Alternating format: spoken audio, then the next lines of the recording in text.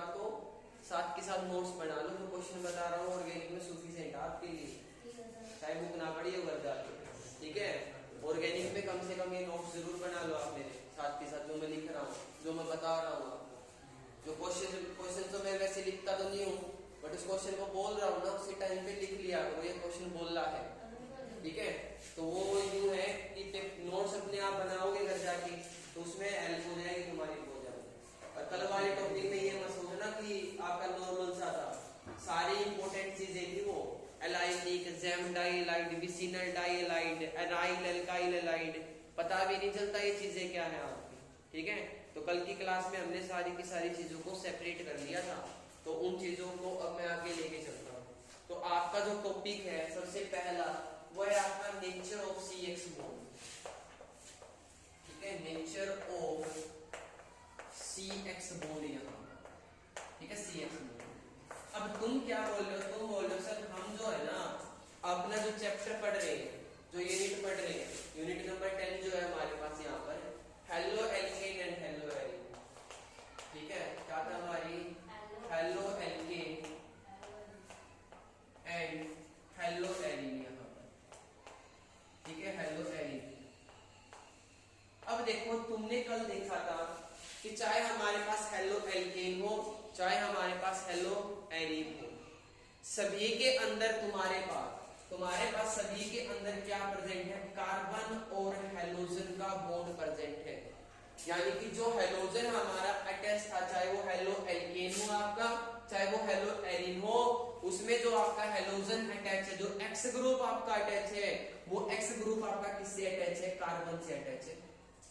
तो इसका मतलब सारा का सारा जो खेल हमारे पास प्रेजेंट होगा भाई, जो हमारी रिएक्शंस होगी, क्योंकि जितनी भी रिएक्शंस होती है इसी के ऊपर डिपेंड करेंगी आपकी, क्योंकि इसी बॉन्ड के ऊपर डिपेंड करेगी, कहीं पर ये बॉन्ड टूटेगा, कहीं पर ना भी टूट पाए, क्या पता ये। तो इस बॉन्ड के बारे में हमें क्या करना होगा, थोड़ी सी स्टडी करनी होगी यहाँ पर, जो कि तुम्हें पता है यहाँ पर, जो कि तुम्हें पता है। तुम बोलोगे सर हमारे पास क्या प्रेजेंट है, जो ये आपके पास कार्बन और हेलोजन प्रेजेंट है ना, इस कार्बन और हेलोजन के अंदर जो आपका ये हेलोजन लगा हुआ है, जो आपका ये क्या लगा हुआ है यहाँ पर, हेलोजन लगा हुआ है, हेलोजन, इसकी जो इलेक्ट्रॉन नेगेटिविटी होती है वो ज्यादा होती है किससे, कार्बन से। तुमने बोला कि सर जो इलेक्ट्रॉन नेगेटिविटी होगी हमारे पास यहाँ पर किसकी, किसी एक्स ग्रुप की, वो ज्यादा होती है किससे, इस कार्बन से। यहाँ पर समझे या नहीं समझे यहाँ पर? तो तुम बोलोगे सर यदि हमारी इलेक्ट्रोनेगेटिविटी एक्स ग्रुप की ज्यादा है, तो दो इस बॉन्ड के अंदर जो इलेक्ट्रॉन प्रेजेंट है, जो इस बॉन्ड में दो इलेक्ट्रॉन प्रेजेंट है, वो इलेक्ट्रॉन किसकी तरफ शिफ्ट होंगे, हमारे यहाँ पर इस एक्स ग्रुप की तरफ शिफ्ट होंगे। और इलेक्ट्रॉन के ऊपर नेगेटिव चार्ज होता है, जो कि कंप्लीट ट्रांसफर तो हुआ नहीं है यहाँ पर। तो तुम बोलोगे सर यहाँ पर इलेक्ट्रॉन यदि एक्स की तरफ शिफ्ट हुए हैं, तो एक्स के ऊपर कैसा चार्ज आएगा, स्लाइटली नेगेटिव। कैसा आएगा यहाँ पे, स्लाइटली नेगेटिव। और यदि इसकी तरफ से इलेक्ट्रॉन गए हैं, तो कार्बन पर तुम क्या बोलोगे, यहाँ पे सर स्लाइटली पॉजिटिव चार्ज आया हमारे पास, स्लाइटली पॉजिटिव चार्ज आया हमारे पास यहाँ पर। अब देखो कार्बन पर स्लाइटली पॉजिटिव, हेलोजन पर स्लाइटली नेगेटिव चार्ज आने के कारण ये जो बॉन्ड यहाँ पर प्रेजेंट है ना, ये जो बॉन्ड यहाँ पर प्रेजेंट है, ये बॉन्ड नेचर में कैसा हो गया, पोलर। कैसा बॉन्ड आपका ये, पोलर। क्योंकि देखो इस C के ऊपर और X के ऊपर पोलैरिटी आ चुकी है, चार्ज आ चुका है यहाँ पर। तो ये जो पूरा नाम होगा ना इस बॉन्ड का, वो क्या नाम होगा, पोलर कोवालेंट बॉन्ड। यहाँ पर क्या नाम होगा इसका, यहाँ पे पोलर कोवालेंट बॉन्ड। यहाँ पर क्या ये बातें आपको क्लियर है या नहीं है, यहाँ तक पक्का क्लियर है यहाँ तक ये बातें आपको।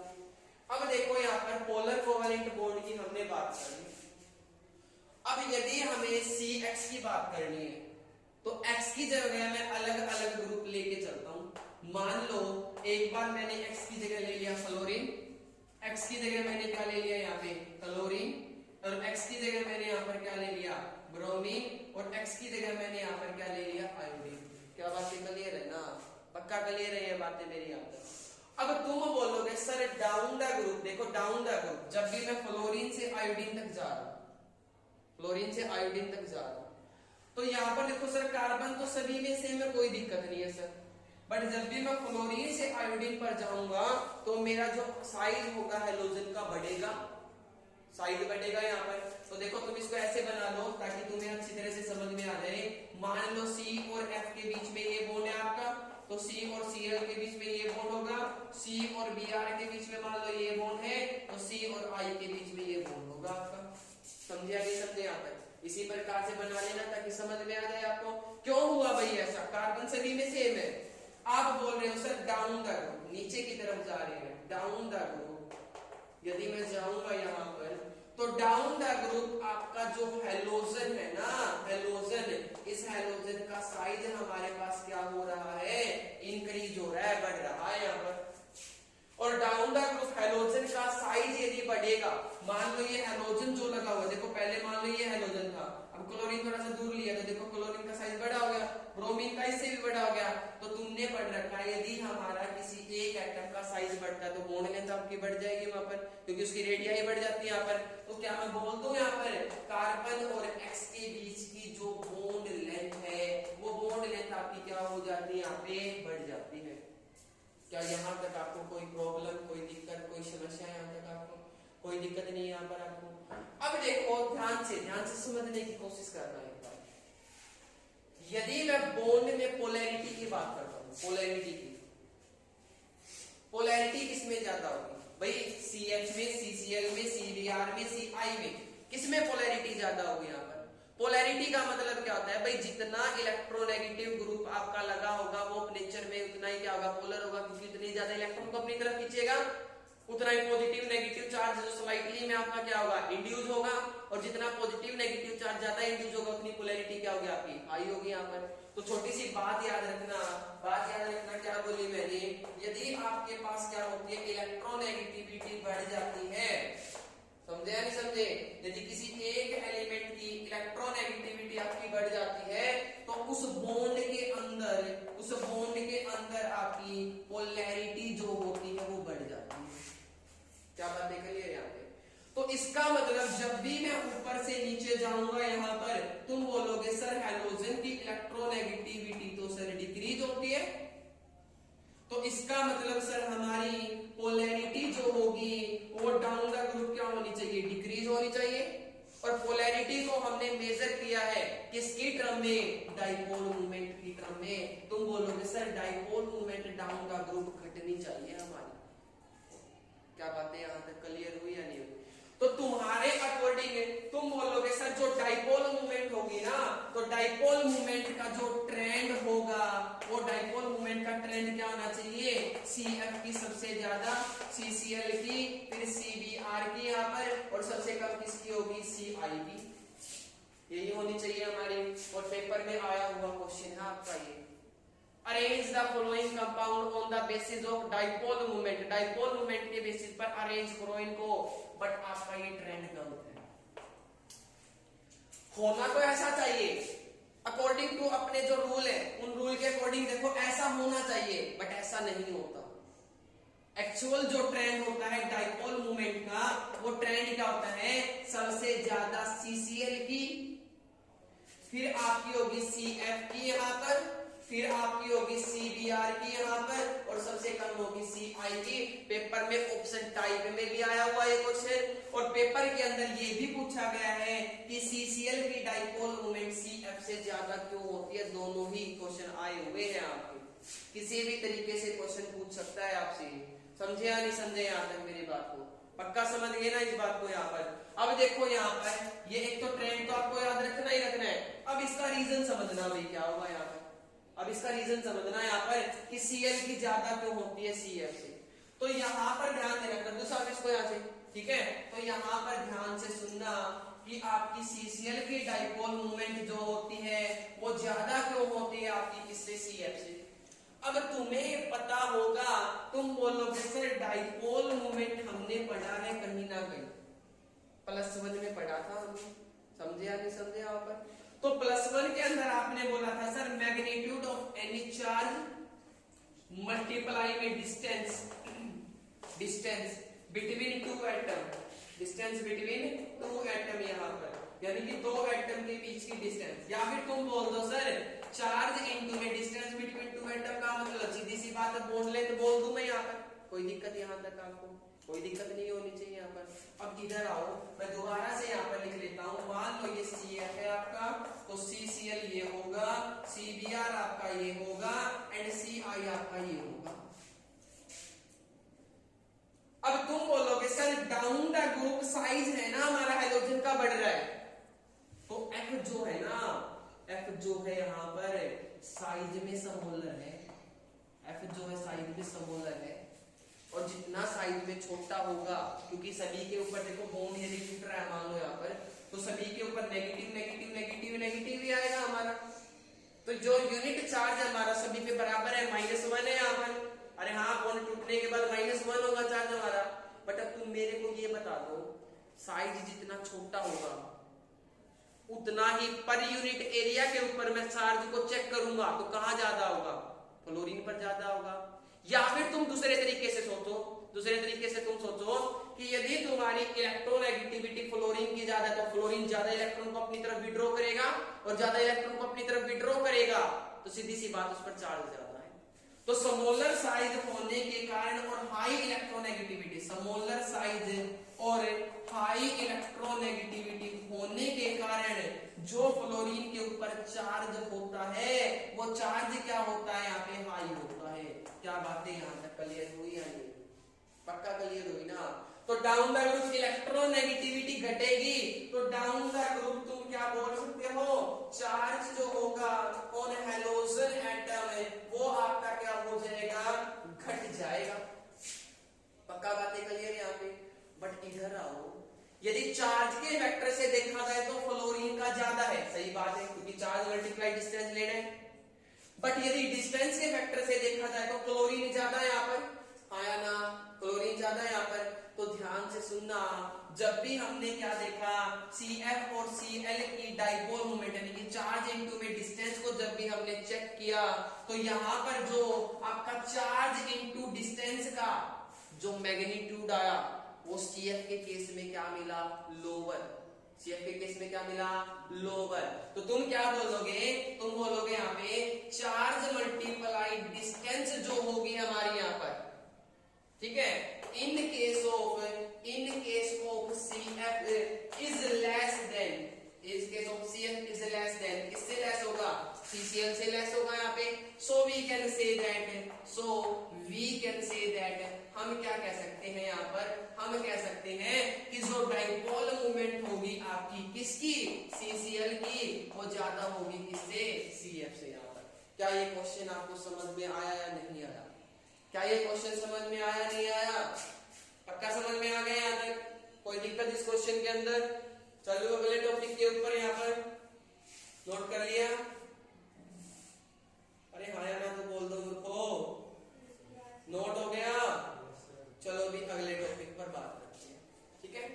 तो अगला जो टॉपिक है हमारे पास यहाँ पे, method of preparation of alcohol, जो कि तुमने बॉन्ड के बारे में सारी चर्चाएं कर ली है, इसके बारे में तुमने देख लिया है। नेचर ऑफ CX, यहाँ से 3 क्वेश्चन आए हुए हैं आपके, 3 क्वेश्चन आए हुए यहाँ पे। एक तो ट्रेंड ऑप्शन में, दूसरा आपसे रीजन पूछ लिया था किसका, CF की डाइपोल मोमेंट CCl से कम क्यों होती है, और तीसरा क्वेश्चन आपसे पूछ लिया था explain the nature of CX bond, CX bond के नेचर को क्या करो यहाँ पे एक्सप्लेन करो। क्या यहाँ तक बातें क्लियर हुई या नहीं? पक्का क्लियर होगी यहाँ पे? तो अगले टॉपिक के ऊपर चलते हैं। अगला टॉपिक है हमारे पास यहाँ पे method of preparation, method of preparation, ठीक है, method of preparation of halo alkane, halo alkane की बात कर रहा हूं मैं यहाँ पे। हेलो एल्केन के मेथड ऑफ प्रिपरेशन पढ़ रहे हैं, और मेथड ऑफ हेलो एल्केन के जो मेथड ऑफ प्रिपरेशन है इनमें से सबसे पहला जो मेथड ऑफ प्रिपरेशन है फ्रॉम एल्कोहल, एल्कोहल से पढ़ाएंगे सबसे पहला जो फैक्टर है। क्या बातें क्लियर है यहाँ पे? ध्यान से सुनिए सारी बातें यहाँ पर। तो यहाँ पर क्या करना है, कोई भी आपका एल्कोहलिक ग्रुप ले लो, ROH, पहला केस देखो फ्रॉम एल्कोहल, एल्कोहल में से भी बहुत सारे केस बनेंगे।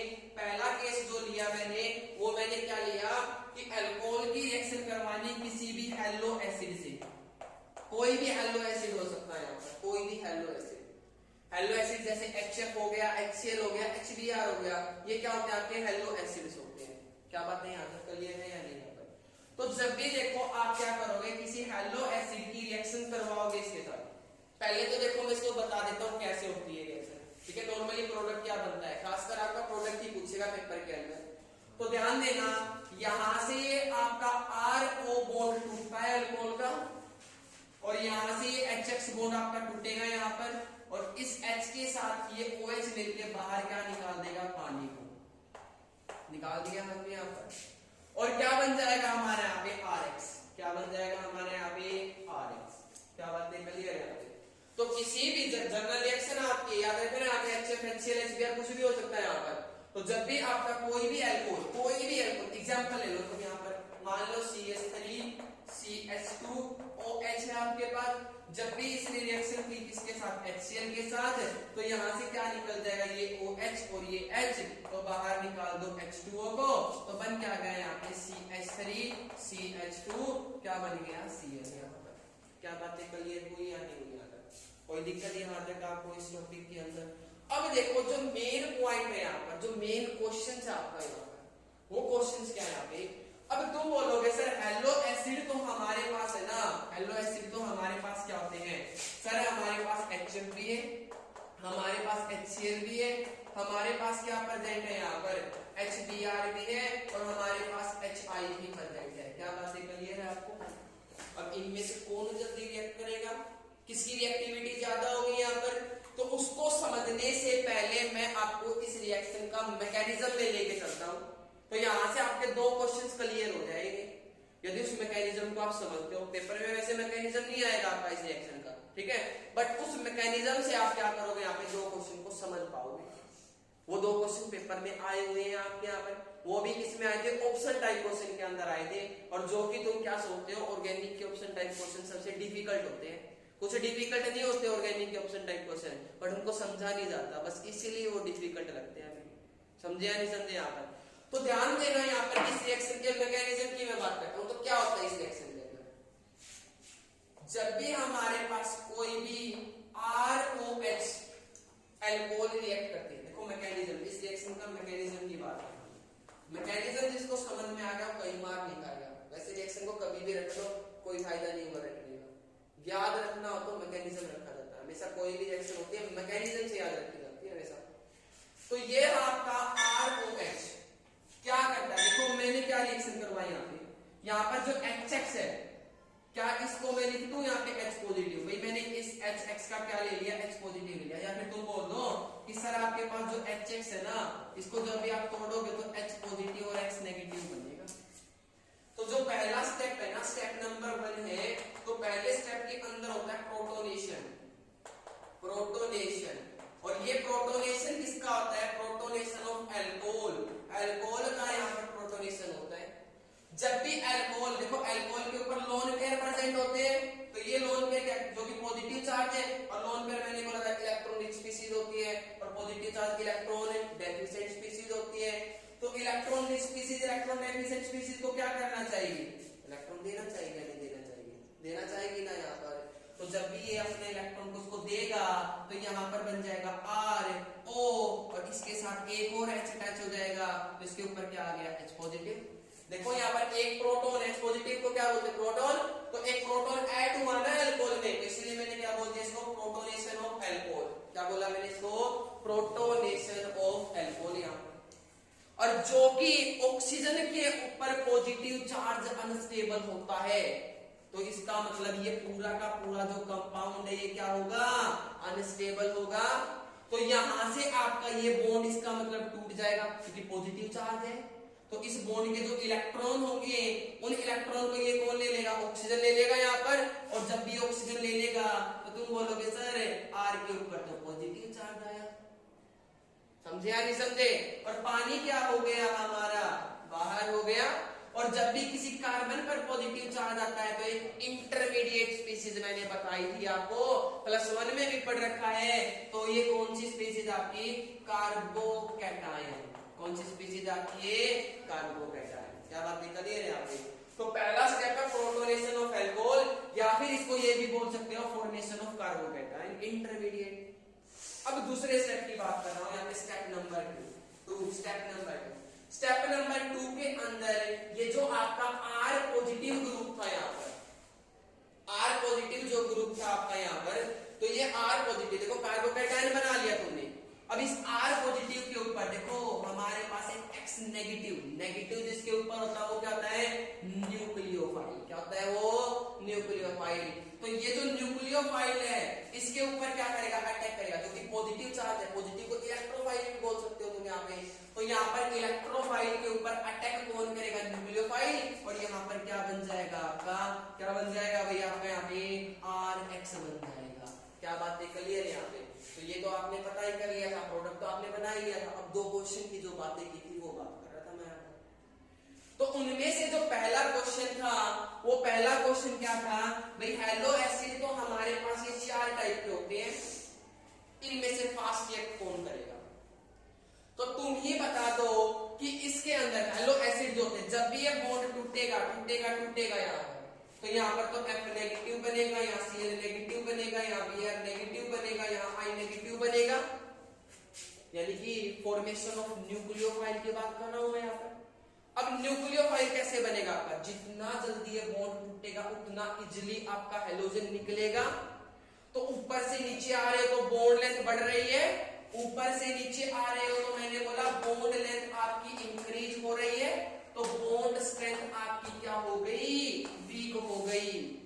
तो इसका मतलब सबसे अच्छा न्यूक्लियोफाइल यहाँ पर, यानी लिख देता हूं यहाँ पे न्यूक्लियोफिलिसिटी यहाँ पर। तो सबसे अच्छा जो न्यूक्लियोफाइल होगा वो कौन होगा हमारा, I नेगेटिव। फिर कौन होगा, Br नेगेटिव यहाँ पर। फिर कौन होगा, Cl नेगेटिव। और सबसे कौन होगा हमारा F नेगेटिव यहाँ पर। क्या बात है, क्लियर है यहाँ पे। तो पहला जो क्वेश्चन था हमारा उसका रीजन हमें मिल गया यहाँ पर। न्यूक्लियोफिलिसिटी सबसे अच्छी किसकी होगी, I नेगेटिव, क्योंकि I नेगेटिव सबसे अच्छा लीविंग ग्रुप है, सबसे जल्दी निकल के जाएगा। जितना जल्दी निकलेगा उतना ही जल्दी इस स्टेप में जुड़ेगा। अरे हाँ ना, जितना जल्दी क्या करेगा, हटेगा यहाँ